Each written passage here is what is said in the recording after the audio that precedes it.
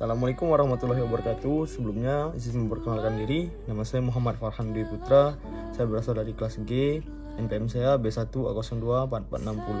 Saya di sini akan menjelaskan teori-teori kejahatan mulai dari teori kejahatan klasik, teori kejahatan biologis, teori kejahatan sosiologis, hingga yang terakhir yaitu teori kejahatan psikologis. Baik, yang pertama yaitu teori kejahatan klasik.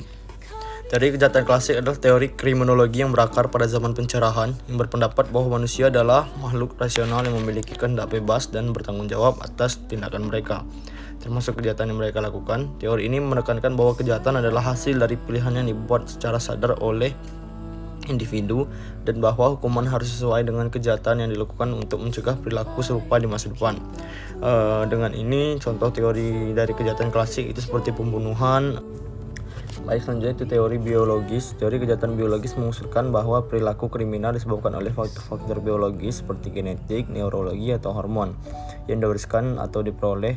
Teori ini menyatakan bahwa beberapa individu memiliki kecenderungan alami untuk melakukan kejahatan karena perbedaan biologis mereka membedakan mereka dari yang tidak melakukan kejahatan.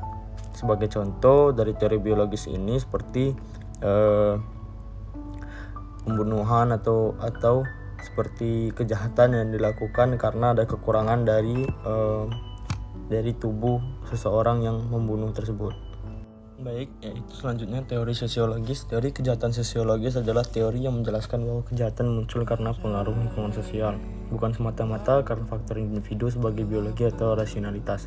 Artinya masyarakat, budaya, lingkungan, kelompok, teman, keluarga, dan status sosial seseorang sangat mempengaruhi apakah seseorang akan melakukan kejahatan. Dan contoh kejahatan dari teori kejahatan sosiologis yaitu kekerasan, perampokan, penipuan, atau tindakan yang mengancam atau merusak tatanan sosial. Baik, yang terakhir yaitu teori kejahatan psikologis. Teori kejahatan psikologis berpendapat bahwa kejahatan berasal dari masalah dalam kepribadian, proses mental, atau gangguan psikologis seseorang. Fokusnya pada pikiran, emosi, dan perkembangan kepribadian, dan bagaimana faktor-faktor ini mempengaruhi perilaku menyimpang. Dan sebagai contoh kejahatan dari teori psikologis ini adalah seperti pembunuhan berencana dan juga pembunuhan karena adanya rasa puas dengan sesuatu kejahatan yang dilakukan, hampir mirip dengan biologis tadi.